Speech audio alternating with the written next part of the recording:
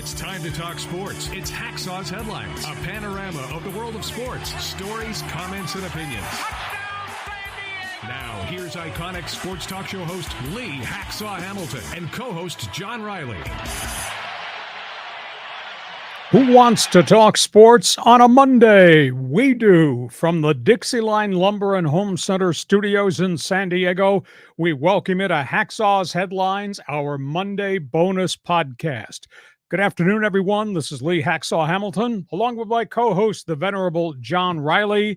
We welcome you to our podcast. Our Monday bonus podcast, which covers a ton of topics on the table, is brought to you by Dixieline Lumber and Home Centers. There are 9 stores to serve you in San Diego.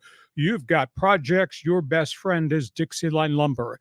And by North County Eye Center of Poway and Escondido for the summer, offering free vision tests. Give them a call, set up an appointment, tell them Hacksaw sent you. Thank them for being part of our podcast. John Riley is normally out in left field when we do the Monday bonus podcast, but in my driveway today, it was 111 degrees on the hot cement. We elected to let you come into the air-conditioned studios rather than express your left field opinions from left field. How you doing, John? I'm doing well. I'm staying cool, Lee. I mean, there's a lot going on in the world of sports. We got a lot of business to do first before we put topics on the table. Item number 1, X marks the spot. Everybody that follows us on live stream, please follow us on X, aka Twitter. Just hit the button. Follow me at Hacksaw1090, at Hacksaw1090. We're trying to push my all-star team to 10,000 followers. We're close. We need you to push us over the top. Item number 2, become part of Hacksaw's Insiders Group. It's simple. Get on our email list. Just go to my website, leehacksawhamilton.com. There's a big orange box on the right-hand side. Fill it out.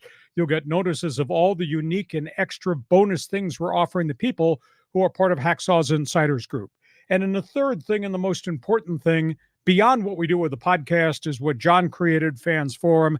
Man, we get a lot of people there. John, we want people to subscribe to the podcast and then join us live in Fans Forum. Explain how it works. Yeah, so you could subscribe wherever you get your podcasts on all the audio-only platforms, plus on YouTube, where we're putting content out almost every day of the week.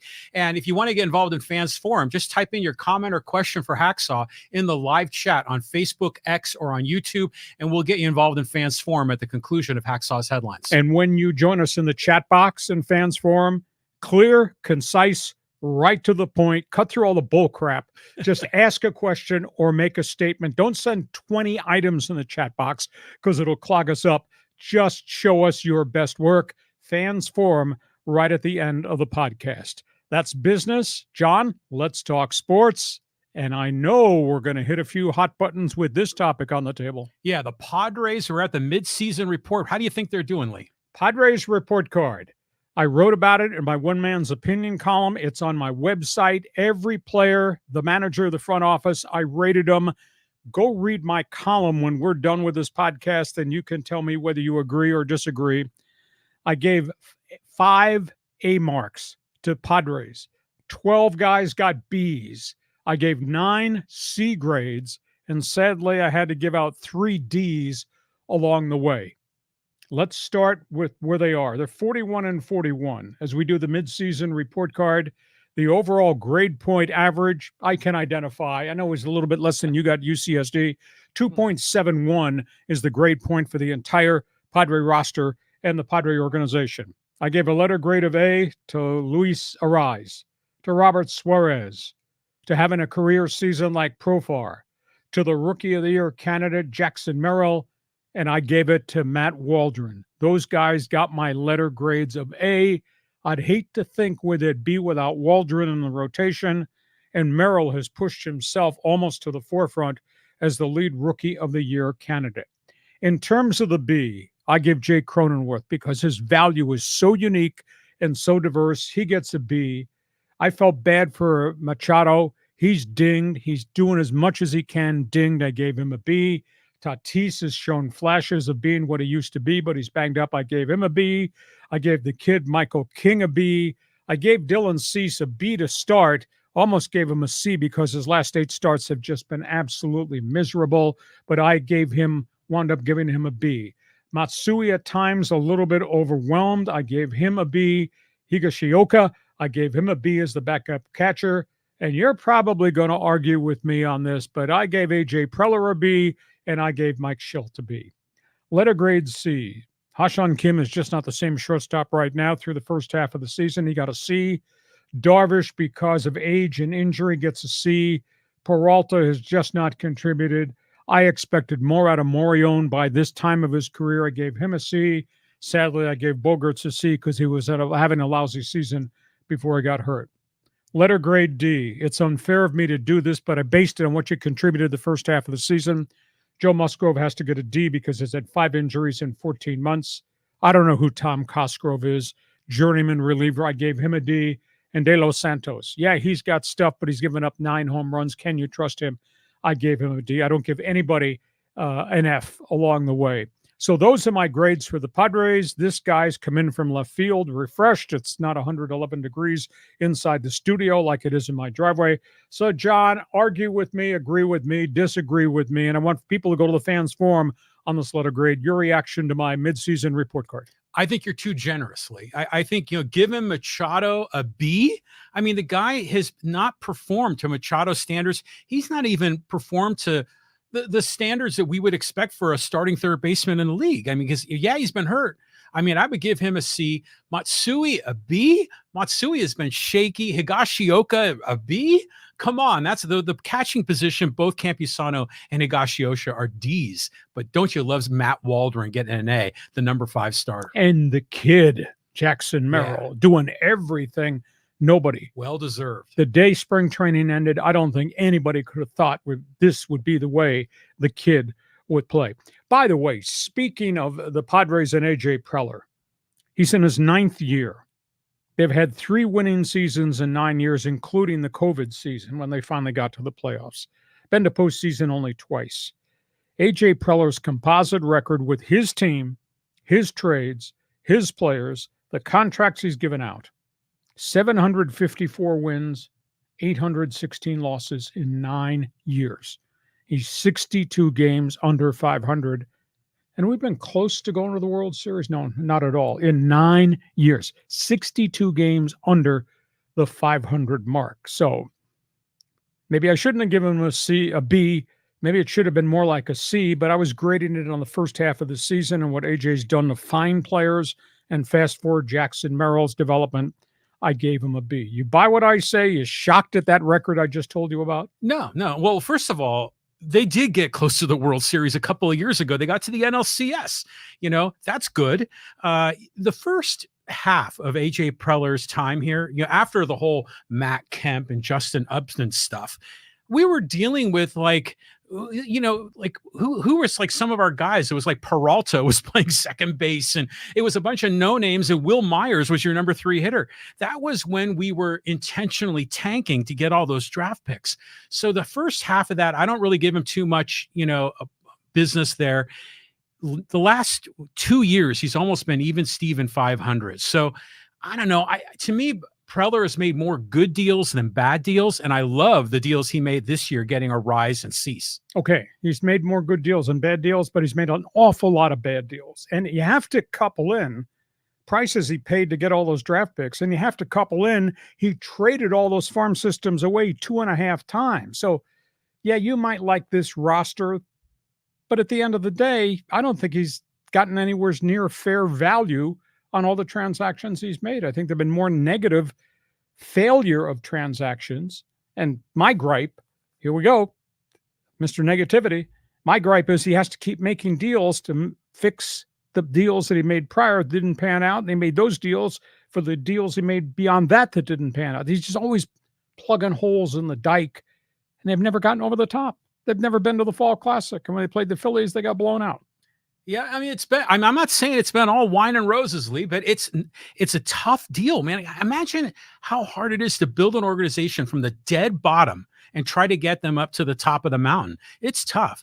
overall, I think Preller has done okay, but a lot of bad luck. I mean, what about like Tatis? You know, he gets screwed over by the drug testing. He has the motorcycle accident. All these things that are beyond the scope of what A.J. Preller can do. And you know, when he signed Bogarts, we all said, "Oh, another shortstop. Oh, that's a long contract." But overall, we were still optimistic. But no one expected, Xander Bogaerts to go into the tank. The man is pro Preller. I just dealing with the reality of Preller. 62 games under 500 in his 9th year. Still waiting for my order for World Series tickets. That hasn't happened yet. So you're a Padre fan. San Diego, anywhere around the country, jump on board. That letter grade, that's just a C+. It's not quite a B, which would have been a 3.0 grade point average that I never got. C+ grade point average for this team this season. You're going to have to argue with me long and hard that this is not a summer of underachievement again. Padre fans, jump into the fans forum box. Take that slot. Don't let somebody else fire away. We go from that topic to the next baseball topic. Yeah, Dodgers and Angels. I mean, what are you seeing here, Lee? Boy, every time you think we're making a step forward, there's a step back. Let's first of all start with what's going on in L.A. They've shut Clayton Kershaw down again. Kershaw was very impressive. First rehab start, 3 innings, 1 run, 2 hits, pile of strikeouts, clocked at 90+.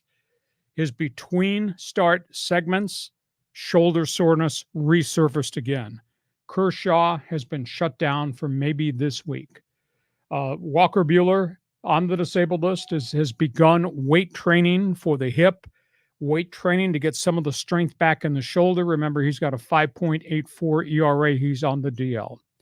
At breakfast as of this morning, the Padres still have 10 pitchers on the disabled list, which is just a monster number. Some good news, Dustin May, Brusdar Graterol, both cleared after tossing off the mound to throw full bullpens this week. So that's just the next step in rehabilitation. Bad news, Max Muncy, 3rd time the oblique has flared. He's now on the 60-day disabled list. They have no idea when the third baseman's going to come back, and they don't have Joe Kelly. He's been put on the 60-day DL. He's continued to got lat shoulder problems. I think there's a trade coming. I still think they're in the running for Luis Robert, the White Sox power-hitting outfielder. Angels, not good news. Mike Trout, 7 weeks out of surgery, since surgery, not cleared to run yet. They had been hoping that when they did the meniscus procedure, it would be a 4-week stay and then he could start baseball regimen. He's now beyond 7 weeks, not cleared yet, pain, swelling, etc. That's not good news. They don't have enough pitching. Now they lost another starter, Patrick Sandoval, goes on the disabled list. I thought at times last year he was becoming the ace of the staff. He had a lousy start. He pitched better in the last month. He's got forearm discomfort, a.k.a. elbow. Real interesting comment. Brandon Drury just praised Ron Washington. Drury's a journeyman who has hit well in different stops in the major leagues and hit well when he got to Anaheim last season, but hurt a lot this season. He praised Ron Washington for handling, quote, all the adversity within that clubhouse and all this losing that piles up and piles up. Ron Washington holds a team meeting every week in which he points out certain things that happened in the games leading up to that team meeting. John Riley, why did you try to attempt to steal second base, get thrown out on the bases, and eventually ran us out of what could have been a big inning? John Riley has to stand up and answer what he was thinking. It's not that Ron Washington is condemning the player. He's just pinpointing the mental approach to the game. And if you did it, why did you do it? What were you thinking as you tried to do it? What did you hope the outcome would be? Not to embarrass the player. And he's done it with all the different guys in that clubhouse through the start of this crummy first half of the season. So Brandon Drury says he's never been around anybody that's done anything like that, that you will explain yourself to your teammates. Sidebar note, should I pull this name off the bulletin board and just update you on the out-of-town scoreboard? Trevor Bauer, last night, Mexico City Diablos against Oaxaca, struck out 19. 19. Record. That's like Kerry Wood's strikeouts. Well, that was 21, Chicago Cubs. Okay. 19. Trevor Bauer is 9-0 1.52 ERA in Mexico for the Diablo Rolos. He has struck out 102 in 62 innings. His cell phone must not work. Nobody is calling him. Isn't that stunning? I thought when you owned a team, the most important thing was to put the best number of players on the field you could. You mean to tell me the Dodgers couldn't use Trevor Bauer? The Angels couldn't use Trevor Bauer? The Pirates couldn't use Trevor Bauer? The last place teams in both leagues couldn't use Trevor Bauer? 9-0 and dominant, clocked in the 90s. Now, I grant you, Mexican League summer baseball's like AAA, but the guy's doing what he has to do at that point and has never, ever gotten a phone call. So, John, it's your turn to talk about good news, bad news Dodgers, Ron Washington's approach in Anaheim, and does anybody know the area code for the Mexico City Diablos, and why isn't anybody calling it? Yeah, well, the Trevor Bauer thing is weird because Marcelo Zuna is a wife beater and he's still playing in the league. Twice. Yeah, and there's all these other cases of the inconsistency and hypocrisy. Give Trevor Bauer a shot. Now, granted, the Padres could use him. The Angels could really use him. Even the Dodgers could use him. Get Bauer back in the league. I mean, he's entertaining as hell. And he's going to, cause a ruckus. But I like having him as part of the Major League Baseball. Love the story about Ron Washington. That's holding the guys accountable. Those are teaching moments, not necessarily wagging your finger, criticizing, but just going through the process of working through the issues. I think that's terrific. The Dodgers, what's amazing is they have so much depth and so many resources.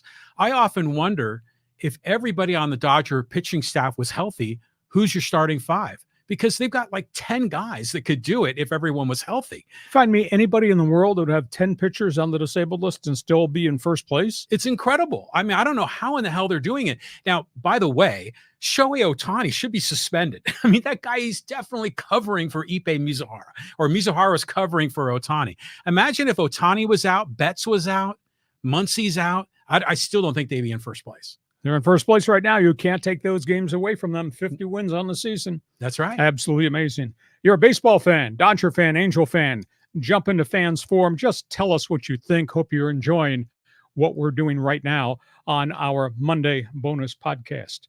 This is a big week in sports, aside from baseball, because right now we're going to talk about three-point shots, air balls, playing defense, slam dunks, and all that, because just around the corner is the NBA draft coming up on Wednesday. Yeah, I think we're all looking forward to seeing how this breaks down. A lot of Euros in there, too. Yeah, let's just talk about the big headline. This is the strangest draft that I've covered in a long time, and I cover a lot of NBA. Nobody knows who the number one pick is, because one of the number one picks has not worked out for anybody, and that's shocking.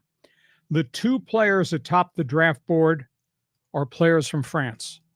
Atlanta, which has the number one pick, is going to take one of them. It may be Zach Richatcher, a 6'7" shooting forward from France, averaged 15.7 rebounds a game last year in the EuroLeague. It might be Alex Sarr, 7'1" center from France, who played last year in Perth, Australia, 9.8 rebounds a game as a teenager playing against men. The thing is that Sarr has not worked out for Atlanta and not even met with Atlanta, even though Atlanta wanted him to come and visit. So that's intriguing in that Atlanta says it's keeping the pick, not revealing who they're going to take, but one of the big names has not shown up. Washington is going to pick second. The general consensus is Atlanta is going to wind up taking Richatcher from France at number one. Would the Wizards take the 7'1" center Sarr without full disclosure? They got video on him. They got scouting reports playing in Perth. Did not meet with him. Has not come to the States. Really, really weird situation. Washington is devoid of all talent.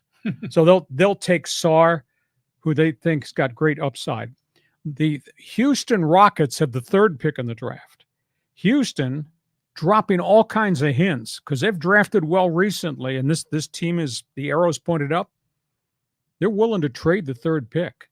They're willing to trade it to go get a veteran player or multiples of players to get to number three, but they want veterans to go with all the young guys that they've got. Stay tuned for that. Now, if they don't find the right mix in a trade, evidently they're going to take Reed Shepherd, the shooting guard, who's a really good player at the University of Kentucky. The 4th pick in the draft belongs to San Antonio. And of course, in the glow of the spotlight of Victor Wembanyama and how competitive they became with the snap of the fingers, thanks to that center from France, it looks as if they're going to take UConn's power forward, power guard, Stephon Castle. And we saw a lot of him in the NCAA tournament, and we were really impressed. It looks like he's going to go there. Nobody, for some reason, is talking very much about Donovan Clingham, the star center from UConn. Oh, yeah. But I've been told his workouts have been pretty impressive, and he may be pushing himself up the board to the point maybe he's a surprise pick at 1. Does Atlanta do something off outside the box and take Clingham? And they did meet with him and did talk to him. Would Washington bypass the big center from France? Would they take Clingham, who's obviously got some really, really good credentials for all the years he played at UConn? So keep an eye on that. So those are the top 4 picks in the draft. And I think there's going to be trades. I think there's going to be wheeling and dealing along the way. But John, would you take a player sight unseen you've never interviewed? Oh, no chance at all. I mean, I need to talk to this guy. I need to understand his psyche. I want to get medical reports. I mean, if I'm going to invest a lot of money, I mean, I need to see the guy. It's interesting, though, that there's more and more international players in this draft who we really don't know about. I mean, we follow NCAA basketball and March Madness, but these other guys are playing all over the world, and we really don't know how good they really are because it's an apples and oranges kind of comparison. It just seems now that the international part of the draft is over half the guys. Oh, it really is. I mean, we did not know, in all honesty, the depths and the greatness of Luka Doncic. Look where we are now. Yeah. I mean, we're talking spectacular individual. And the whole landscape of the NBA has changed. I want to say in the last 5 years, it's become heavy Euro. And really in the last 10 years, guys are showing up every year who can play. But just real quick, see those names on the top of the list: Atlanta, Washington. When were the last time those teams have been good? I know Atlanta had a little run with Trae Young. Washington hasn't been any good since they were the Bullets. Atlanta's been building, but Atlanta's had contract issues. Atlanta's had unhappy player issues. I think Atlanta's had coaching issues. I think that's organizational dysfunction. God, Washington's been down forever and ever, and obviously they've changed coaches and they've changed general managers. They've changed owners along the way. Houston and San Antonio. I don't like the weather in Texas, but I like the basketball in Texas. The Rockets and the Spurs, arrows are really pointed up. Okay, that's topic 1. Those are the top 4 picks in the draft. I think there's going to be some trades there, but there's other topics here. John, go to the next board. Yeah, we're going to talk about some of these potential trades, Lee. Interesting. San Antonio, with the center they already have, is going to draft 4 and 8. Wow. It's like Popovich going to flip on the light switch, and all of a sudden they're going to be real good again. Wow. You know, the one that gave us David Robinson and the one that gave us Tim Duncan and the one that delivered us Kawhi Leonard. It's about to happen again in the Popovich regime. Now, there's an intriguing story that has just surfaced. The teams are calling San Antonio. Spurs are not going to trade out of 4. They're going to take Castle, I'm led to believe, but they'd be willing to offer veterans to get San Antonio's 8th pick. So that's an interesting trade rumor there. Portland's got 2 number 1s. Portland is in the midst of massive rebuild after giving away Damian Lillard this time last year in the trade with Milwaukee. Portland is at 7-14. I was told Portland's trying to trade their 2 picks and a veteran player to get to Houston's pick at number 3. Now, I don't know what veteran players that Portland's got to trade because I don't think they have a hell of a lot of veterans after they move Lillard off the roster. The other wild card is what's going on with the New York Knicks. Now, they got roster problems, salary cap problems. They had a good season last year under Tom Thibodeau. The Knicks are drafting 14 and 15. They are trying to take one of those picks or both of those picks and a veteran player. They got a whole bunch of backup forwards and guards. Trade one of them so they could trade up. But I don't know that if you're Houston, you want to go from 3 down to 14 and 15. Right. Not sure. Now, the names on the board. Follow me on this. Tobias Harris, former Laker, who really found himself in Philadelphia. There's a salary cap issue. Philadelphia is shopping him. I was told San Antonio would take 8 and trade it for Tobias Harris and it'd sign him to a big extension. So now you got a veteran, really trustworthy shooting forward to go with Wembanyama and Stephon Castle. That trade, San Antonio, Philadelphia, might happen. Golden State, they're trying to move Chris Paul. He's got 1 year left, $30 million, but it's not guaranteed. They're not going to guarantee the money. They would trade him to try to make a deal where he goes somewhere else and he gets some guarantee money. And Golden State would be able to get another decent draft pick out of it, somebody else's number one. So keep an eye on that. The third name is not a household name, but he's a really good defensive presence center. 2/3 of the season played well for the New York Knicks. Then he got badly hurt at the end of the year with a knee. Mitch Robinson is about to be traded by the Knickerbockers. So he might be part of some transaction in which the Knicks move 14, 15, and Mitch Robinson possibly to trade up. So I think by the time we get to Thursday's podcast, we'll be talking about some people making a big jump in terms of talent acquisition. And I tend to think San Antonio's the one that's going to do that. So, John, your reaction to who has the picks? Well, Popovich is like outsmarting everybody here. I mean, the way he keeps rebuilding, but he always ends up with the number one overall pick. I mean, that's how he got Robinson. That's how he got Duncan. And now that's how he got Wembanyama. So I guess he just knows that cycle of when to go for it and when to tank. And they were also one of the first ones that did the Euro thing way back. Mm-hmm. If you remember the two European guards, Manu Ginobili and Tony Parker. Right. That was all a byproduct of that. That organization is really well run. It's kind of off the main highway in San Antonio. Nobody pays any attention to that. That's a pretty good place. It's a pretty good organization. And Popovich obviously is part of it. So stay tuned, because come Wednesday, we may see some trades as part of the first round. Now, circle back to the third topic on the table as it relates to the NBA. Yeah, the Lakers and the Clippers. I mean, both these teams have a lot of challenges in front of them. Yeah, let's just talk about who's going to do what, because I think there's some things about to happen. First of all the smoke is blown away, the arrival of J.J. Redick. Next thing we see is what are they going to do with the coaching staff, and that then to be followed immediately thereafter, what are the Lakers going to do to change their roster? Interesting name has just surfaced. They've interviewed him, I believe, on Sunday, if not today. Lead assistant, Stan Van Gundy. Oh, pretty good basketball mind, pretty decent career as a head coach, been a TV analyst. His brother has just come back to the NBA as an assistant with the Clippers. Stan Van Gundy might become the lead assistant for J.J. Redick. So that would be a counterbalance of an experienced intellectual guy to go with the rookie head coach. They're also talking about going ahead and adding Sam Cassell and James Borrego as assistants 2 and 3 to the Redick coaching staff. That could happen pretty quickly. Big trade rumor. Lakers have reopened trade talks. And again, they're going to change the chemistry of the roster because Redick wants to run, or Redick wants a lot of three-point shooters. They don't quite have that right now. They're talking to Atlanta. They're talking about DeJounte Murray in a huge package deal. Supposedly, it would be one of the Lakers' first guys off the bench. It might be the big center, Jared Vanderbilt. It might be one of the free agents they signed a year ago, Taurean Prince. I'm told the Lakers don't want to trade him, but that's what Atlanta's asking for. If you want DeJounte Murray, you got to give us this year's number one at 17, give us Vanderbilt, give us Prince, and then you have to add a future number one. Mm-hmm. Murray is a really good young player who can stroke it. So the Lakers might have a trade coming. I'm told with Atlanta, that might be item one to watch in terms of the structuring of the roster. Now, in terms of the Clippers, we're waiting for a decision on Paul George. I've been told that Paul George is going to do something different. Instead of opting out, becoming a free agent, and then re-signing in LA, though the Clippers won't give him what he wants, or opting out and becoming a street free agent, he's going to opt in.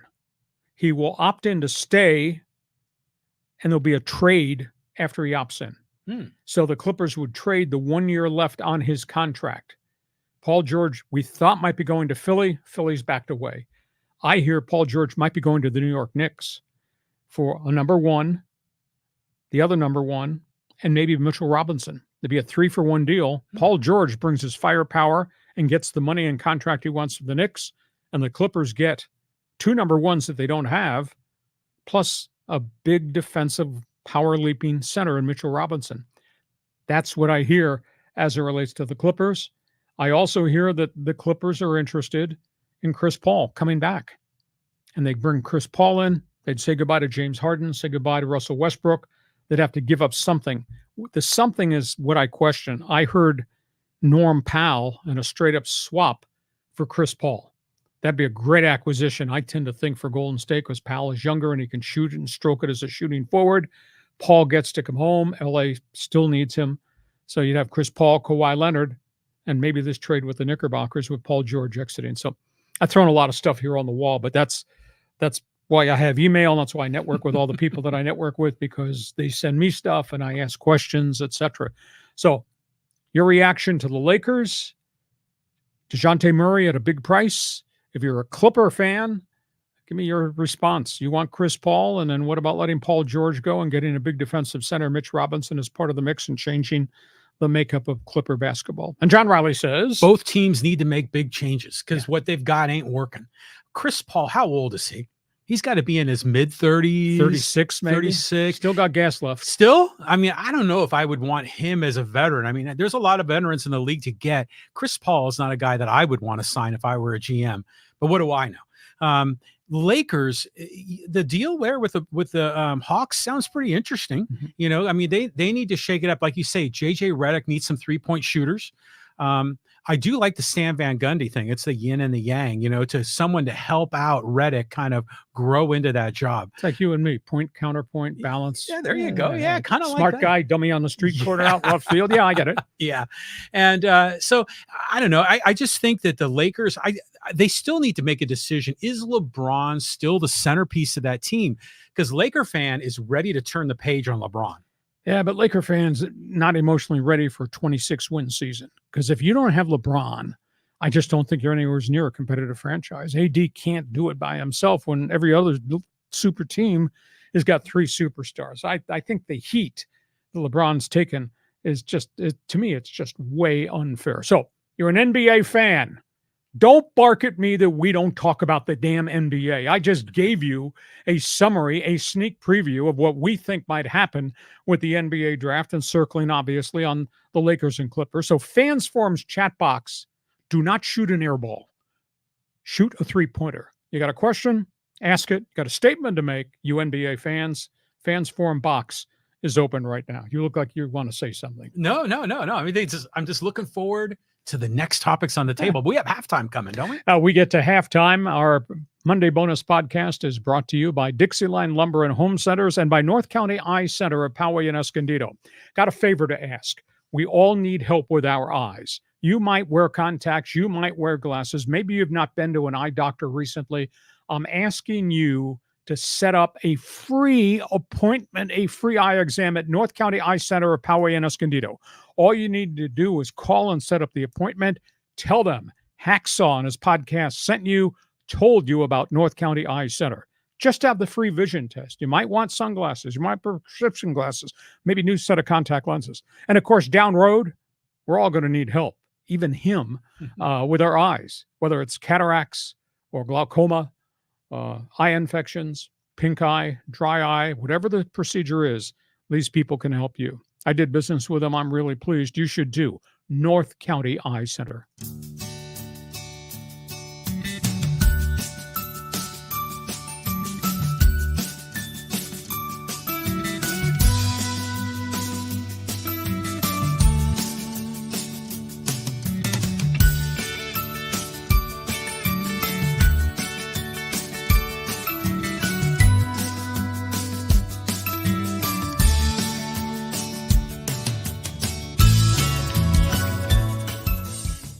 Is also brought to you by Dixieline Lumber and Home Center stores.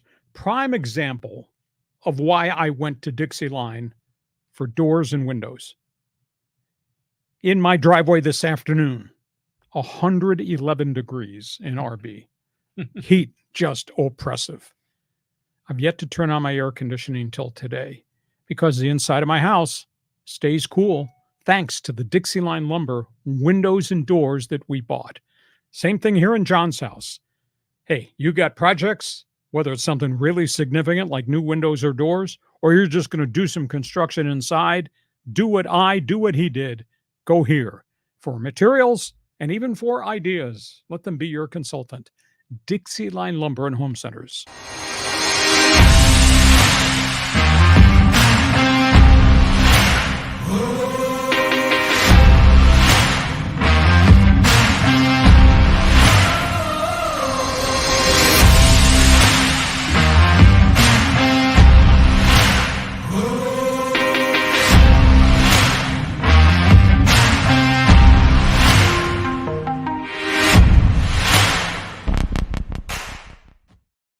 Podcast here on a Monday bonus show. Just a couple of reminders. Looking for you to join our team. X marks the spot. You're on X, aka Twitter. I want you to join my team and follow us. I want you to become part of the All-Star team. Just follow me at HACKSAW1090. Hit it, HACKSAW1090. Reminder, we're offering something unique and really different, including bonus things for people who join the Insiders group. How do you do that? Just go to my website, LeeHacksawHamilton.com. I write on it every day on the internet, and fill out the orange box right on the homepage and join us. And by the way, speaking of my website, because he didn't agree with me, read my Padres midseason report card, my one man's opinion column. I write a column virtually every day on the website. And when we're done talking topics on the table, Fans Forum. I don't care where the hell you're following us, whether you're in San Diego or in Los Angeles, or you're part of the O Canada network, you can be actively involved. Fans Forum right at the end. John Riley created it. Explain it to how they jump on board. Yeah, well, so if you've got a question or comment for Lee, jump in on board. Get in the live chat on Facebook, X, or YouTube. Lee, the Winnipeg guys are piling in. They want to know your opinion on the Stanley Cup. They even got some questions about how the Jets are constructing their roster. We got a lot to talk about, so those are all the things we're doing here as we're talking business. We go to the second half. Let's talk sports, news and notes around the NFL, John. Yeah, we're talking about Raiders. We're talking about the Chiefs and the Jags. Yeah, let's talk about these hot headlines in the National Football League, all off the field. John and I have talked about what's going to happen in Jacksonville. The Jaguars are beginning a process to renovate their stadium. Massive 3-year project, 25, 26. They'll be doing things. They're closing off the upper deck. They're going to play before a smaller venue. In 2027, John, they have to leave the stadium completely so they can finish the refurb. We've been talking about where they're going to go to play. The Jaguars have just proposed to the National Football League this past weekend. Let us play 3 games in London in 2027. Let us play 3 games in Gainesville, Florida, the University of Florida Stadium. Let us play the other 3 games in Orlando.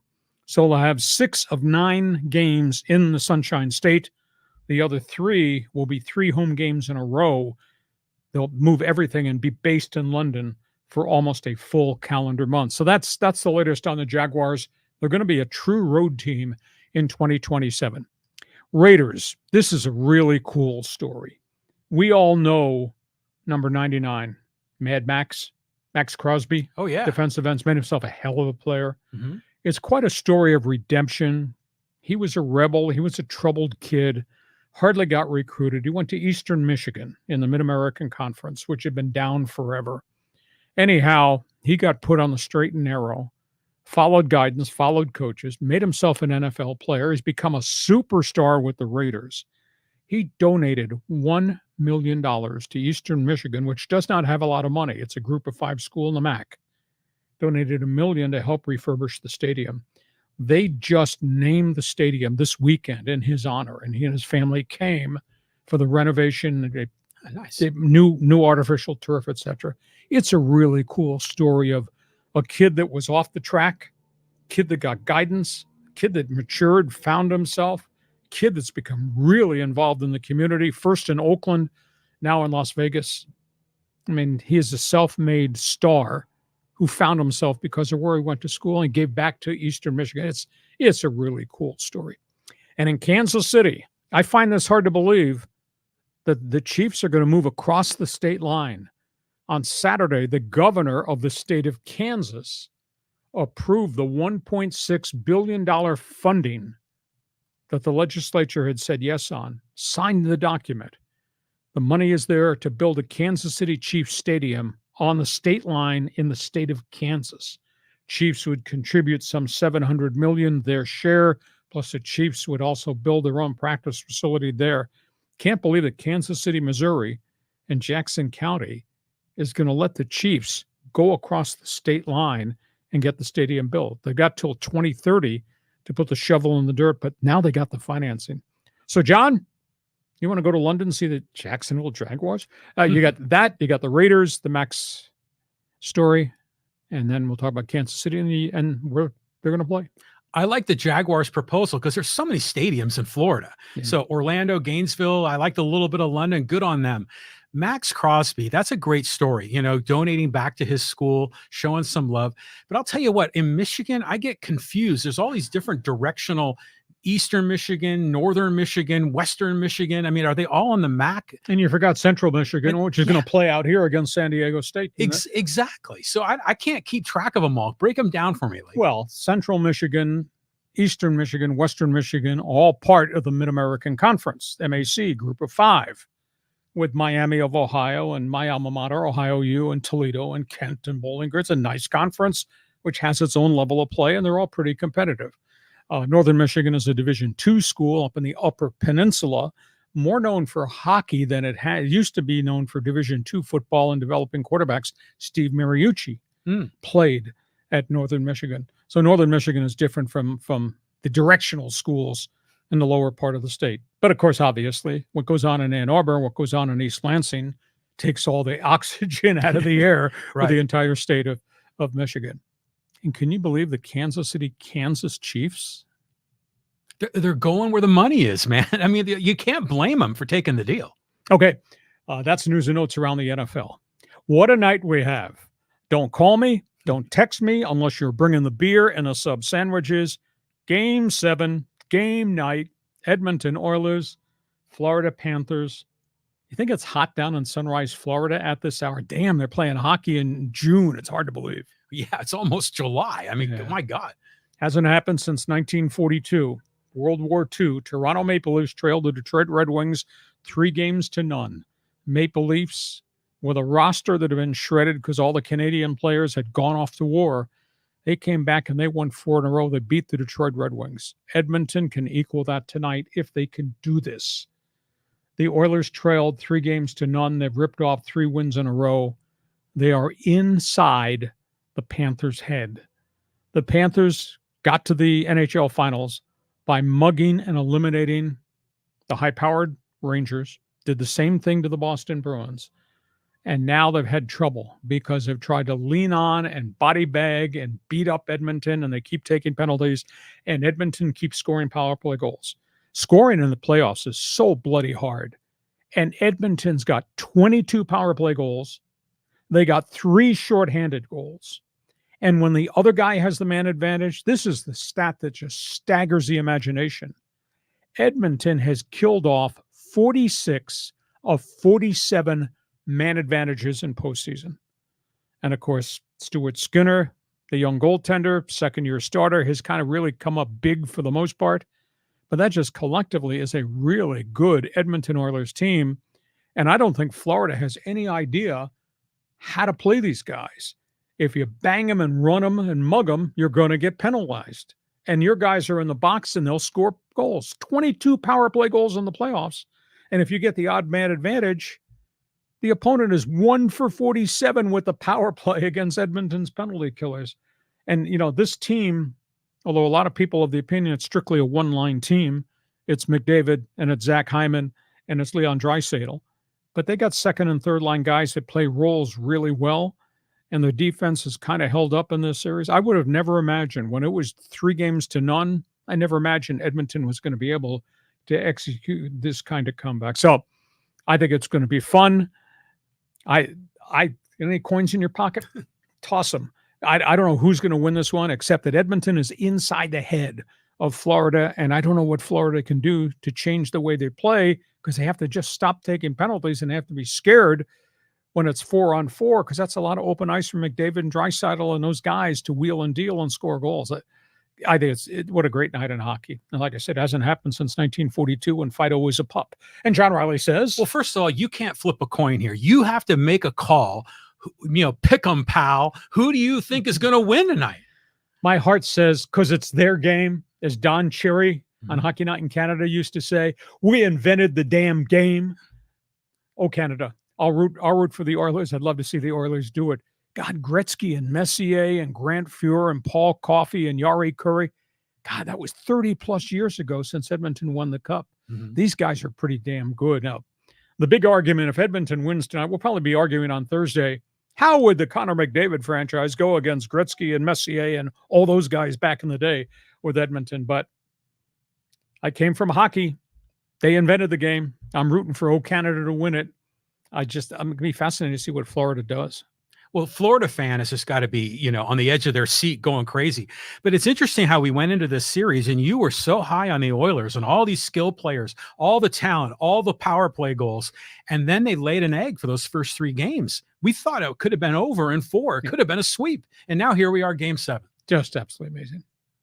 So will you pay off the bets? I mean, if Edmonton win, are you going for Florida? No, actually, I'm rooting for the Oilers. I generally will always root for the team furthest west. So if it's closer to West Coast, the Edmonton Oilers, I'm going to go with that. Okay. So somebody's a hockey fan. The O Canada line is open for everybody that's on our network. If you want to jump on board, give us a quick spin what you think. We go from that. Last topic on the table. We got Hacksaw's headlines. Hacksaw's headlines. Yeah, the high-speed sports wire league. A soccer fan. You watched the game last night? Soccer fan, corner kick me. An opinion, what you saw. Team USA buried Bolivia. First game Copa America tournament. They scored 2 minutes in. Christian Pulisic scored first shot of the game with a bullet. Top shelf. Amazing. Came back. He set up one of their young forwards. You and I have been talking about other names on the roster leading into this thing. Fobelargen. He scored on a rocket shot from about 40, 50 yards out. Almost scored 2 other goals. Gia Reno had one really good look. Ricardo Pepi got robbed twice in front of the net when he broke in alone. The goaltender made a defensive face-first save. Team USA came just storming out of the gates. I couldn't believe how they played on the edge, and Bolivia was on its back heels and pushed into the parking lot. So Team USA's first win over Bolivia. They'll play their second game on Thursday. They get Panama. Meanwhile, England, which has not had a lot of great global success, is fighting like hell to get to the knockout round. England's going to play a third-round game here, but there's a lot of criticism that they're not dominating. Well, their star, Harry Kane, who had played in the English Premier League and last year jumped and went to Germany. Harry Kane plays for the national side. He's their big gun, their big scorer.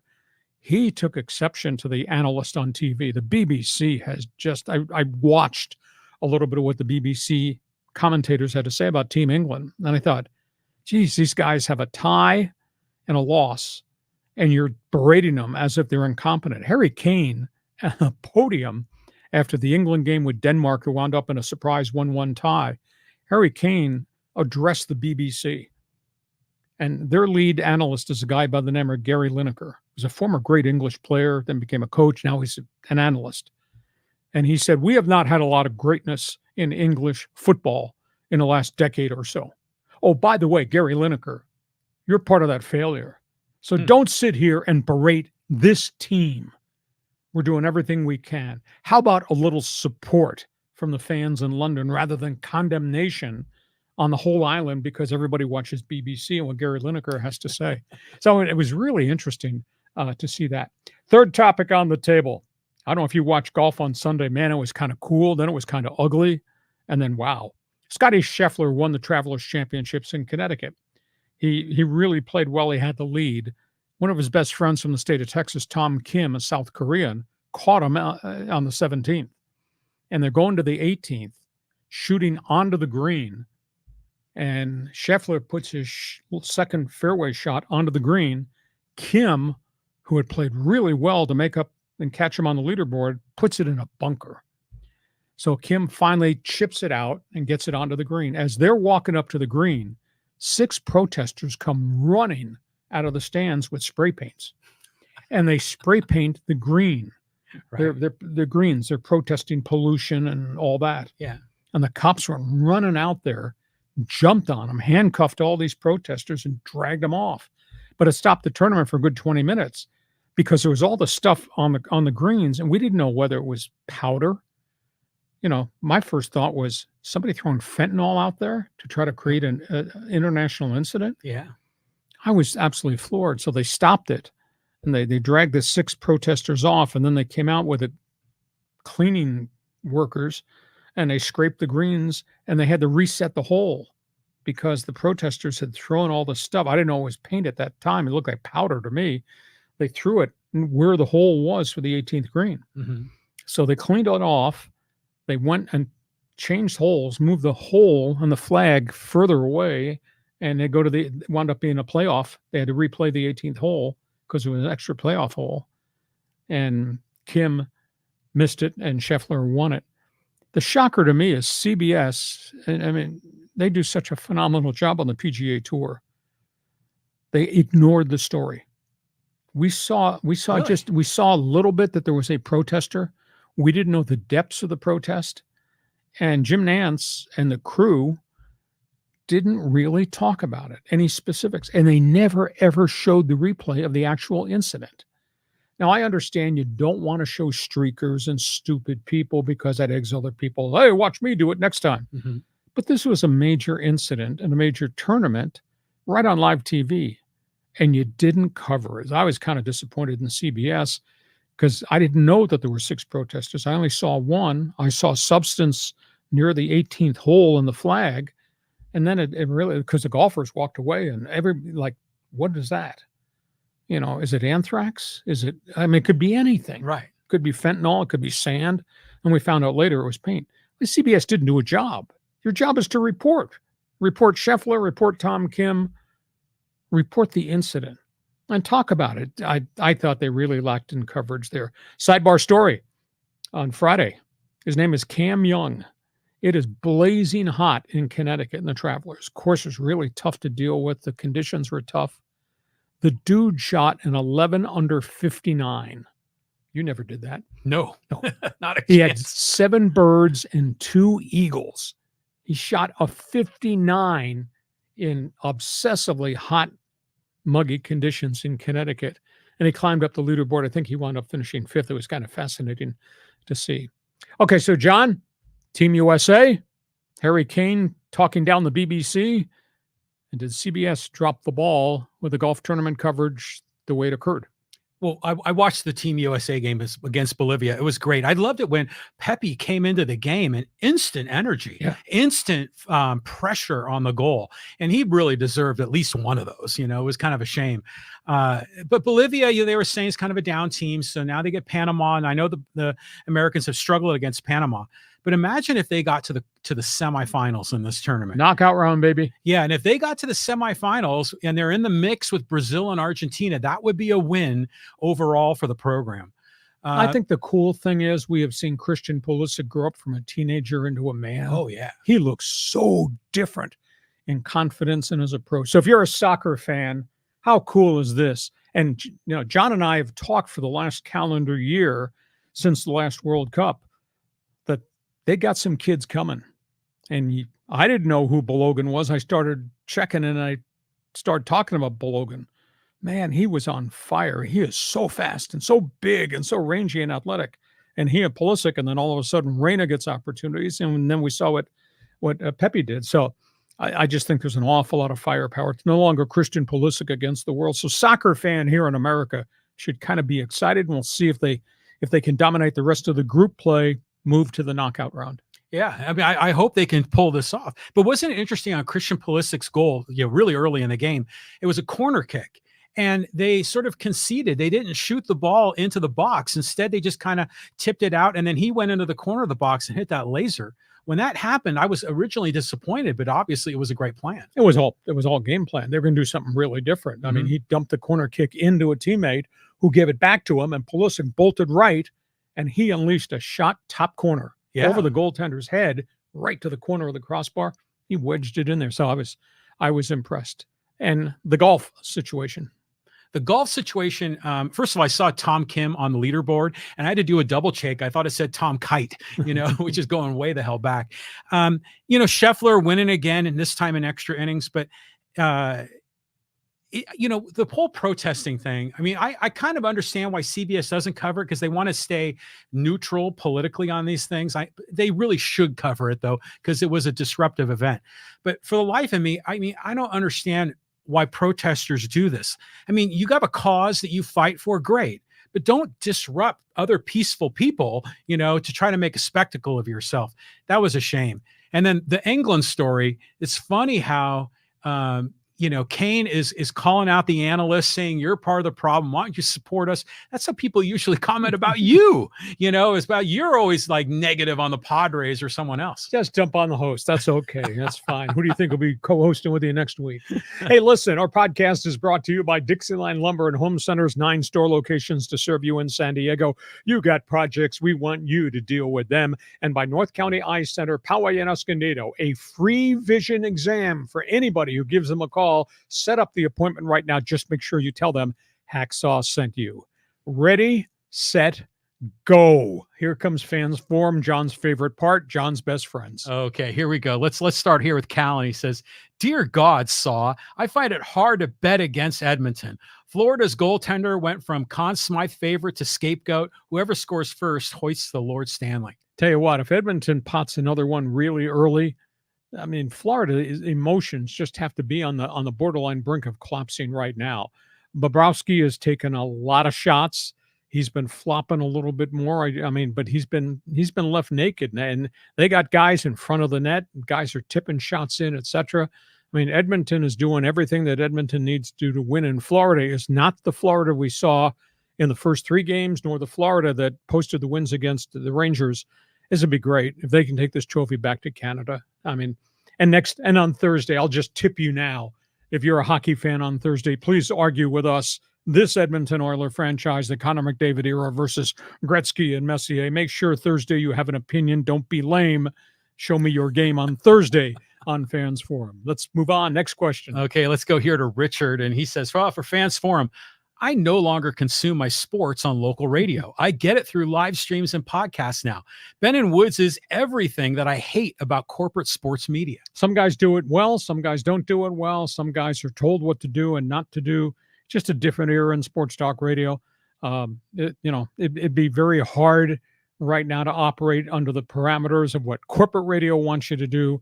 But that's why podcasts have exploded. And that's why what we're doing has been really freaking successful. I think we're 16 months into the mission. And John gets more access to the numbers that I do. But yeah, we're delivering a lot of content to a lot of people. And whether you agree or disagree, it doesn't matter. People are partaking, and that's the most important thing. Yeah, and the format that we're doing works really well, in the digital world, because you've got your 10 or so Hacksaw's headlines. We break them down into segments so hockey fan can get their hockey comments, etc. So it all works very nicely. But yeah, the world is changing in sports talk radio. But I do want to give a shout out to Ben & Woods. I saw a post that they did. They have their tier 1 baseball team. That's an adult team, and they have Will Myers show up for them, and he was playing ball. So that's kind of cool. So the world has changed in sports talk radio. You were the pioneer. We did it. Blame me. You're damn right. We were bleeping and brilliant. And what we're doing now in modern America is absolutely amazing. And just understand this, people. We're doing 21st century broadcasting via podcasts, and the host still has a Royal Manual typewriter in his garage. Can't use it because I can't get it fixed because it's broken. Well, I'm dragging you, kicking and screaming into the 21st century. On we go. Thanks for being with us. Okay, let's go here to Rick. He says, I'm a sports fan, and I work with many sports fans, and basketball is an afterthought. The game is unwatchable. The league knows this is obviously by having that ridiculous in-season tournament gimmick. Well, there's a lot of gimmicks that I don't buy. There's not a lot of defenses being played until we get to the postseason and playoffs. But there's so many great athletes. I mean, if you ever sat courtside, I had the uniqueness when I was working both in San Diego and Los Angeles to actually sit courtside in one of the expensive seats, where Jack Nicholson was across the way from me, to sit and see how great these athletes are, how explosive they are, how physical they are, how dynamic they are. I mean, it is a great game, but I'm sorry, I can't get excited about a Sacramento Portland game the third week of November. It's almost as if they made the season meaningless Postseason is really good. Some of the matchups and they're really great teams, but the rest of it to me is, and they don't play very much defense at all. And it's just run, gun, and shoot threes and hope they go in the hole. So it's just not the NBA that I'm used to. I mean, we love Showtime and we love Bird and McHale and Robert Parrish. And obviously way back in the day, the Red Auerbachs of the world. It's just a different game to watch. But boy, those athletes are phenomenal players. Well, back in all those previous years of the NBA, not only were they great athletes, but they were very interesting personalities. And you look at guys like today, like Jason Tatum of the Celtics. I mean, he's just sort of a flat line on a personal level. But to your point about seeing the game courtside, I've never been courtside for an NBA game, but I was at a San Diego State against Nevada Reno, and I had courtside seats in Reno, and that was a lot of fun. And boy, what a different perspective. But for an NBA game, they're like twice as big. Yeah, exactly. And I mean, I know you have reverence for the bad boys in Detroit, Ricky Mahorn and all those guys. And you can tell people you're a Dennis Rodman fan. I don't know how many tattoos you have, but that's okay. Rodman was terrific. Yeah, I mean, even when he was just the worm with the Pistons, he was great. And all the things that he did to go on, that was a personality. Michael Jordan was a personality in his own way. Charles Barkley, I mean, Magic was terrific. I mean, there's been so many great personalities in the game, but today, who? It's a different era. Yeah. Who? And they're all making $43 million a year. Which I think indirectly, Rick might sign this memo, probably turns people off the amount of money that everybody's making, not just the super. I'm talking everybody's making $43 million. They deserve it. I mean, look how much money they're generating in that league. Thank you for the basketball call. Go ahead. Okay, let's go to Manny. He says the Lakers can't tank because they traded away all their first-round picks. Well, they do now have 3 first-round picks back in the cash register. You can't trade consecutive year number ones, Manny, but they do have a 17 pick. They do a 19 pick, and they will have a 21 pick. So they have 3 picks they can use going forward, but they've traded so many picks away. It's just really hard. And their drafts, as whatever number ones they've still had, have not really panned out. So there's no doubt they got to change the chemistry here. And if they trade 2 number ones in the DeJounte Murray deal, then he better be the right guy because there won't be any future picks once LeBron retires. It's going to go away. So they're really at a crossroads. And now they got a new philosophy with J.J. Redick, and they want to run and they want to shoot threes, which means they're going to have a different type of player to complement that roster. But is LeBron a run and 3 kind of guy? He's a run and down the floor and force it to the basket kind of guy, but he can run and dish. If you got other guys who can shoot threes, D'Angelo Russell's going to exit. He's going to opt out of his contract, or he might get traded somewhere else. And, he was, whatever legitimacy they had at 3 was probably more him, and he was hot and cold, inconsistent. Yeah. I mean, Austin Reeves has a little bit of play there as well, but I kind of appreciate the fact that there's a new coach, so you're going to have a new system, and you might need to change the personnel to fit the system. And they've kept changing personnel 4 years in a row, and it hasn't really worked. No, they're constantly tinkering, and it's not right. Next question. Let's go here to Emmanuel. He says, Ron Washington is good for the Angels. Artie Moreno is bad for the Angels. Artie Moreno is starting to challenge Frank McCourt as the worst owner of a big city franchise. A lot of people probably agree with you there. I'll say this. Their kids are hanging in there. Logan O'Hoppe, the power hitting catcher. Zach Neto has played really well at shortstop and has kind of become a clubhouse leader. But, at the end of the day, there is no Mike Trout. There is no Anthony Rendon. Half the pitching staff is staggering. The other half's hurt. They just don't have enough players. And they got budget space. And, unless there's a new general manager coming in, it must be hard to be Artie Moreno and have all this money and be so disliked to the point you can't put your face out in public.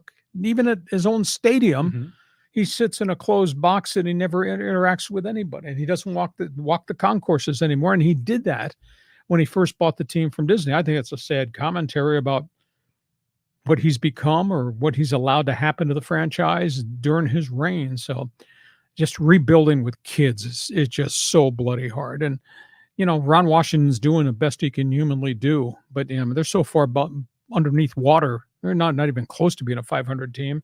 And I don't know what's left in the farm system either, because they're jamming these kids up there and trying to hope they can stay healthy and get better. remember when Artie Moreno bought the team and he cut the price of beer. Yeah. And everyone was like, this is the greatest owner of all time. But it makes you wonder, what is he thinking right now? Is he thinking from a business perspective, hey, we're making money, we're profitable, let's just kind of keep this thing going? Or is he thinking, I want to win, and he sincerely wants to win, but he always makes bad decisions? Or, what is going through his mind? What was it 8 months ago? We did a commentary on the Angels on our podcast, and I was the one that recommended, and he was under enormous fire at that point. Artie, you need to talk to baseball executives who've been successful. You probably remember me saying, you should call Larry Lucchino. You should call Theo Epstein. Find out from them what works to make organizations successful. Well, sadly, Larry Lucchino passed away. Theo Epstein wound up going back to the Boston Red Sox as a consultant. So it's obvious that he's staying with the people that he trusts and believes in, but there's no track record of success. So why would you just continue to do the same stuff year after year after year? His general manager's contract is up at the end of the season. Are you gonna hit the eject button on Perry Manassian? Who's the next guy coming in? Is he going to have any better hope of winning if you're not going to fund it correctly or operate it correctly or make the right decisions? See, I just don't understand the strategy. I mean, with all those resources in that market, they should be a really good franchise, and they're not. And they've only had a few moments of greatness, and they won the World Series about 20 years ago. That's with the Disney ownership. He inherited it, and they lived off a couple more good years, and then it's been down ever since. Exactly. So it's just a mystery what's going on in Anaheim. Thank you for the note. Go ahead. Next one. Okay, let's go here to Chris. And he says, this just in off the Sports Wire. If WNBA players didn't make layups look like blindfolded over the shoulder half-court shots, Caitlin Clark would break the all-time league assist record by late 2025. She's playing better. They're playing better. I think she's still being abused. She just refuses to drag herself into any of the raging controversy about society things that people are trying to drag her name into the middle of. All she wants to do is play basketball and make the Indiana Fever better. It is interesting. Angel Reese has had a bunch of really good games in the last week and a half. Angel's been a magnet for the controversy because she's with the Chicago Sky. By the way, Chicago has a worse record than the Fever, and the Fever started 3-10. Wow. So Caitlin's gotten better as we've gone along, and there's just a lot of really good players there. The LA Sparks lost their top young star. What's her name? She's just a tall blonde. Yeah, she just blew out her knee. And she's gone for the season. Tough injury there, ACL. So the TV ratings continue to be through the roof. They're selling out games, and it's all a byproduct of the personas that are in the WNBA, and obviously the greatness of who Caitlin Clark is. But she's interesting. She's not been dragged into this screeching and yelling about race and all this other stuff that some of the national media wants to make it a hot topic. Well, compare that. I mean, compare Angel Reese with Jason Tatum, Caitlin Clark with, any of the other NBA stars. There's a lot more personality in the WNBA. That's why they've been selling. A bit of flamboyance. Yeah, and it's good. And that's what makes it entertaining. I mean, that's the whole reason we watch sports, is because it's fun to watch sports. So I love everything going on in the WNBA. But I did see that Caitlin Clark in that game against Chicago, she had like 13 assists. So, she can play the game in different ways. But Angel Reese, she's the queen of the double-double. Oh, she's been pretty doggone impressive. She didn't play real well real early. And post the Caitlin Clark hard foul incident, in which she was clapping and took a lot of heat, she's played a lot better basketball. She's a fine player. And so it's the league is just rocketed in terms of popularity, and everybody's paying attention, and that's what this whole thing is about. And there's some pretty good players in WNBA. Yeah, it's all good, man. I love it. Yeah, this guy likes Dennis Rodman. Anything has got flair to it, that's him. Yeah, and Trinity Rodman, the soccer player too. All right, let's go here to Graham, and he says, with all due respect, we don't need any more AJ Preller apologists. I think he's talking about me. He'd been given adequate time and cash to build the team for a World Series run. Well, everything's changing. The rules have changed. Tom Seidler and Eric Grupner used the word accountability when they took over after Peter passed on.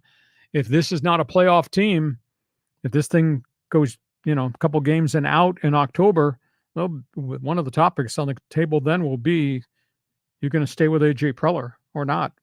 I mean, he's had 3 winning seasons in 9+ years. One of them was a COVID season. Maybe I'm taking a lot of heat. People say I'm too negative. Please tell me, in the 9 years that all the decisions have been made by A.J. Preller, we've had 3 months of great baseball, right? That was the time they got into the playoffs and they upset the Dodgers and went to the NLCS with the Phillies. Those are the only 3 months in 9 years of really dynamic Padre baseball. And yet he still continues to have a job, and he's still got the strengths of a multi-year contract. And you're not willing to hold him accountable? I'm just asking the question. You can root for him. I don't have any problem with how you think about him or how you think about me, but 3 months in 9 years, you can't tell me, cheerleader, that you're satisfied with that. Well, I'm not, but I mean, I've gone through the dregs of the Padres over the last 2 or 3 decades. And I know over the last like 2 seasons, they're like even Steven 500, which is amazing.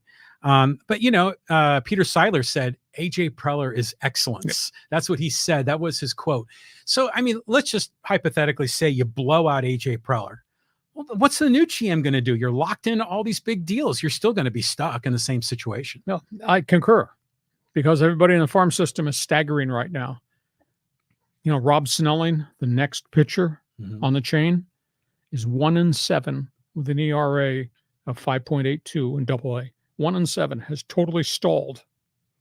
Oh, those are young kids. They're learning their craft. They're learning their craft, but that's supposed to be the next wave, and that's. He has to go out there and learn a knuckleball, maybe. Yeah, exactly. Okay, we move on. We move on. Some more Padre comments. And this one is from Viket. Says, what's the story with the Tatis injury? Why is this team so quiet about it? Well, when he got beamed on the elbow, I thought, holy cow, that looks like a fracture, because he took a 97-mile-an-hour pitch right on the padded elbow. They say it's a deep bruise. The bigger injury, I think, is the quad injury. Those things don't heal. That takes time, and you don't want him going out there and aggravating it or tearing it. So that's the biggest issue with Tatis is I think their grave concern about, can we rehab this quad? Now, maybe he has to go on the deal, and you can put him on the deal retroactive. So, if he's missed 5 days already, that's 5 days that counts, and let him do the intensive therapy. So we'll find out. Maybe he winds up on the disabled list sometime this week, and you can spin it back that he doesn't serve all 10 or all 15 days. But that's a big issue. And you watch Manny's gait. Manny's not 100%. There are some stretches he runs hard. Other stretches he does not.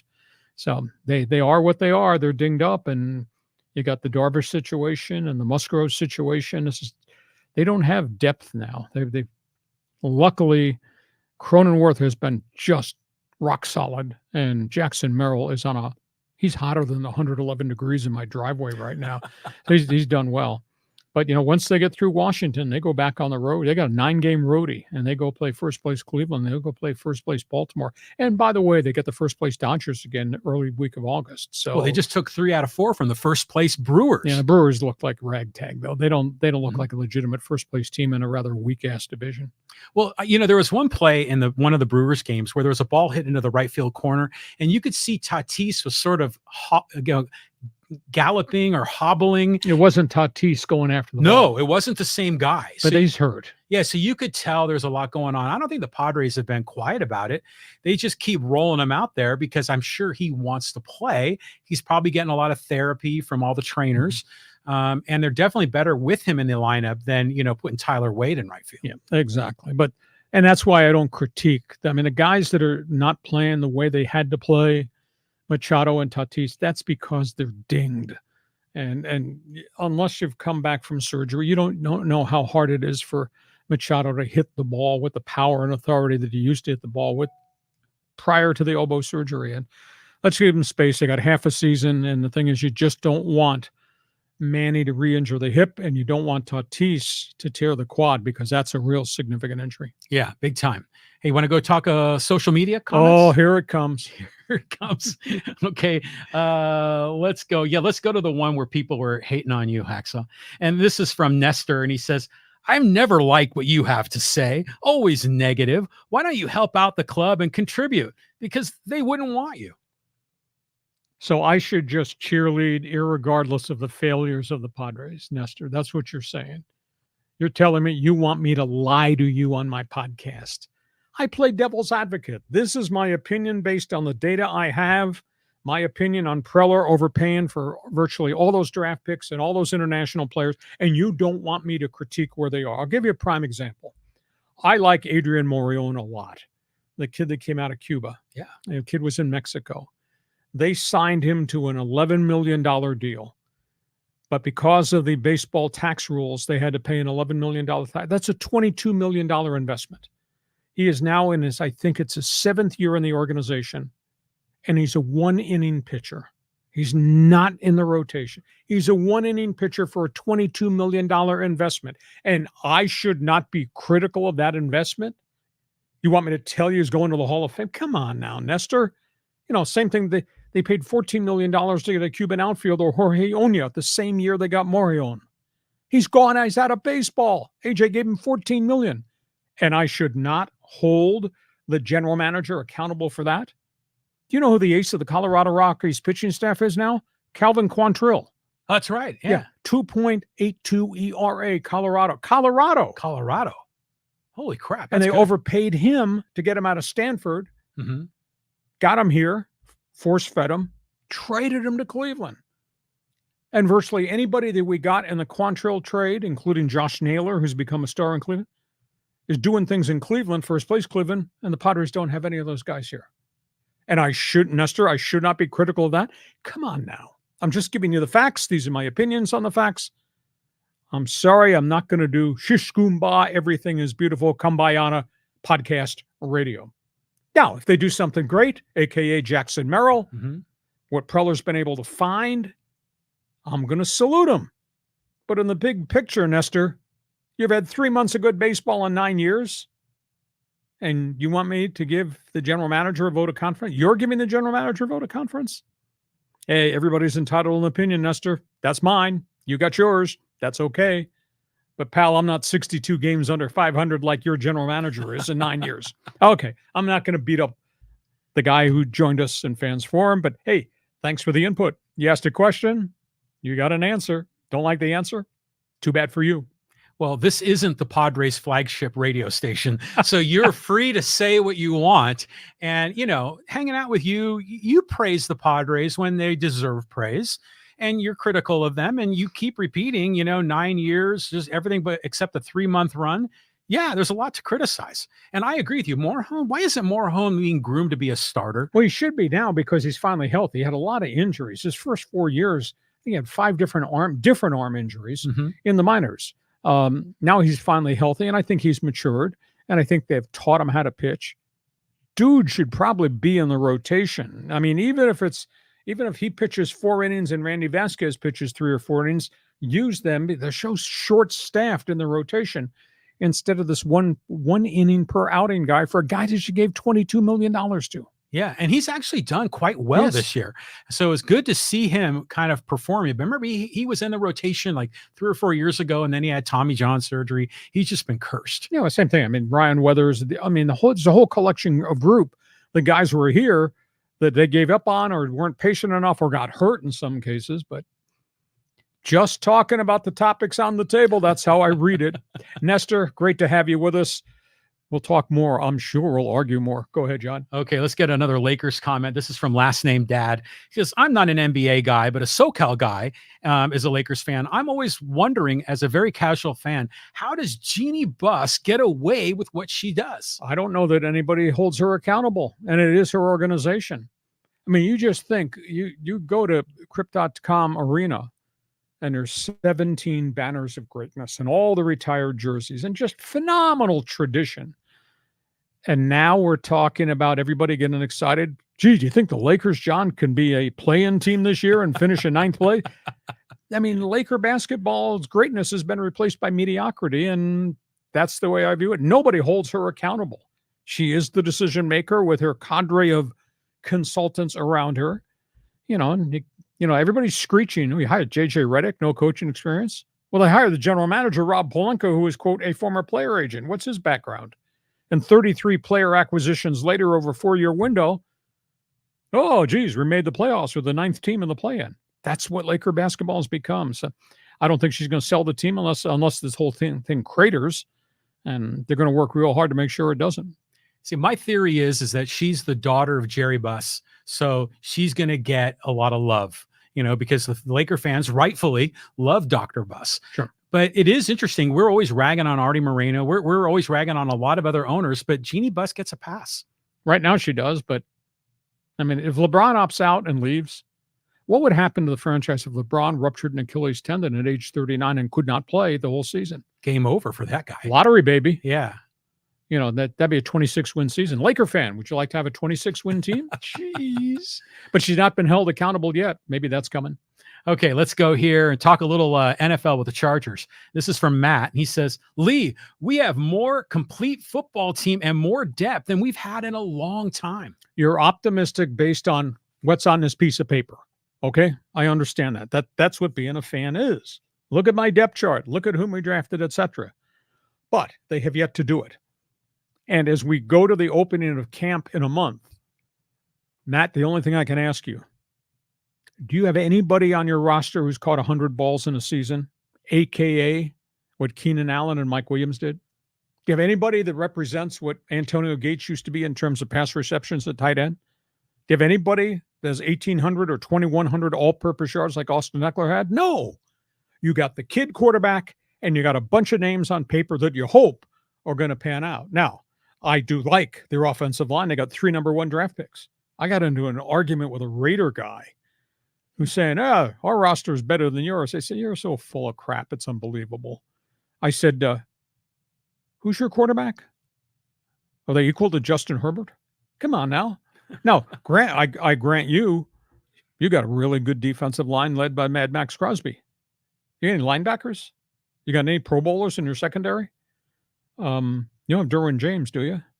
No, but that's fans being fans, and that's all on paper and looks good. So until they've done it, you're going to have to sales pitch me hard that they've arrived. Now, Harbaugh's special. There's no doubt. He's won everywhere he's been. But he's not at Michigan, where he's got 7 number 1 draft picks on his roster on the field. He's with the Bolts, where they had 1 number 1 pick in John Alt, and they hope the kid wide receiver, McConkey, is going to be a star. Until you've done it in a 17-game schedule, I just think you have to withhold your enthusiasm. But you're a fan, so I grant you that opportunity. But you and I don't quite agree about their depth right now until they prove it in September and October, and then we'll talk more about it. I do like Justin Herbert, and at the end of the day, I'm the one that coined the phrase, Justin Herbert 17-0. Hope it happens. Dean Spanos, hope you're 0-17. That makes no sense. So yeah, Raider fans still thinks Lester Hayes is in the defensive backfield, right? Yeah, Raider fans, you got to love them. They're loyal to their team, and I appreciate that. But I think that there's a chance here that Jim Harbaugh might have the secret stuff, the secret sauce, because wherever he's gone, he's had a lot of success. And he's built it. He's built it with Yeah. toughness. I mean, Stanford may have gotten smart guys. They didn't get studs. Well, by the time they got to the finish line, he had studs at Stanford. And obviously he went in and he changed 49er football. And he went in, and what a job he did at Michigan, because they were kind of down and out. And within 2 or 3 years, they reinvented Michigan football. But that's having lots of number 1 draft picks, access to those type kids at Michigan or at Stanford. The NFL is a little bit different set of circumstances. Yeah, I mean, it's going to be great to watch them this season. Sure. The Rams, Chargers, which team is ahead of the other? Oh, I think the Rams right now, but the Chargers obviously have the enthusiasm, and this guy's got a track record, and we'll see how this guy's track record works and how quickly they can get these young guys to be really good. I mean, at the end of the day, he had a proven command. I have a philosophy. You don't get rid of talent, a.k.a. Austin Eckler, unless you got talent to replace him. Well, they went out and they got Gus Edwards, power back, Baltimore, injury history. J.K. Dobbins, third down back, Baltimore, real injury history. Those are the guys they're bringing in to replace my guy, Austin Eckler. I don't know. That to me is an awful big reach, awful big gamble. You had a proven commodity and didn't want to pay him and you let him go. You're going to try something different. Fascinating. Did the Chargers get any running backs in the draft? They drafted they do have a third back that they drafted. And the fourth back is Isaiah Spiller, kid out of Texas A&M, who had a really good college career, but he's just been a backup and he hasn't shown much because he hasn't had much chance. So the third back will be in rotation. But I mean, the heavy duty guy is going to be Gus Edwards, and then J.K. Dobbins will be the third down back. But both those guys have a significant amount of injury history on their resume.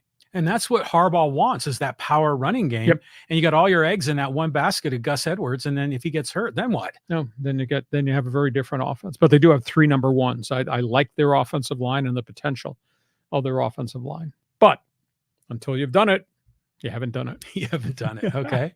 All right. Okay. Let's get a comment here. It's kind of a crazy comment about golf.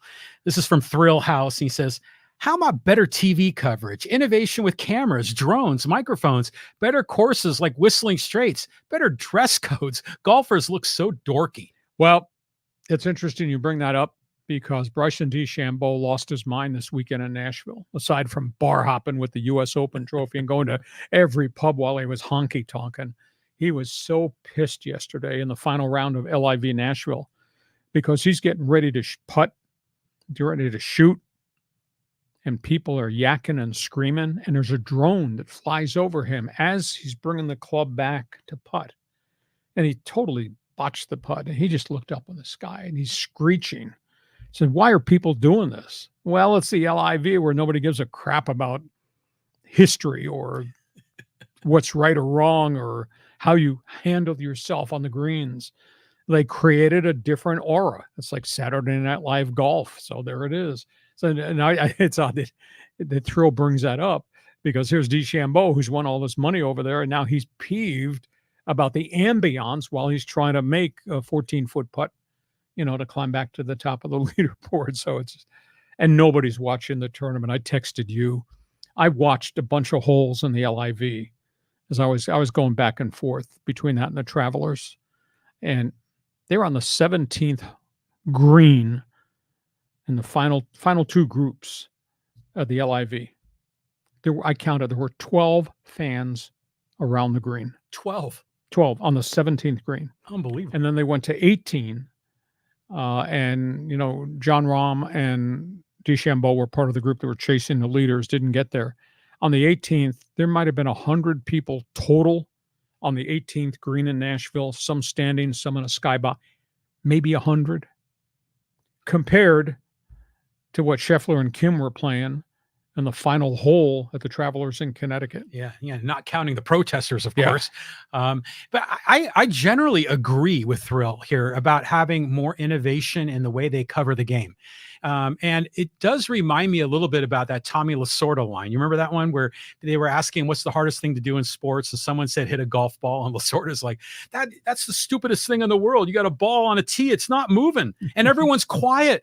Try being in a stadium with 50,000 people screaming and a guy throwing 100 miles at your head. So golf is just too stoic. Yeah, stoic, conservative, what have you. And yeah, the clothing that they wear, I mean, they've come a long ways, but it would be nice to have a little more entertaining things to look at when they're playing golf. At least we buy some tickets, go to the LIV. We'll get to stand on the 17th green with 12 other people, because nobody's going to the tournaments and surely nobody's watching it. That's a good view from there. Yeah. Hey, listen, we hope you have enjoyed our Monday bonus podcast. It is so cool what you're doing with Fans Forum. One of these days, what we're going to do is we're going to, for one day, we'll change the format. And all we'll do will be take input on Fans Forum. We won't have many topics on the table. We'll just let you drive this thing. Just don't drive it off the road into the ground. But listen, we hope you've enjoyed what we're doing. Monday bonus podcast, a regular Thursday podcast at 1 o'clock. Our podcast is brought to you by Dixieline Lumber and Home Centers, 9 stores to serve you in San Diego, and by North County Eye Center, offering free vision tests to all of our viewers. Just call them at North County and say, Hacksaw sent me. John, have yourself a great week. We will see you come Thursday. Got some fireworks planned because I'm going to be on the road Thursday. I'm not going to Ireland like you did, but we're gonna do a 2-city, 2-state, 2-country podcast Thursday. So we'll look forward to that. Looking forward to that, and Game 7 tonight. It's going to be great. Go Oilers. And by the way, we got the NBA draft, and we'll have the NHL draft that'll be starting, all part of Thursday's podcast. Thanks for being with us on Hacksaw's Headlines.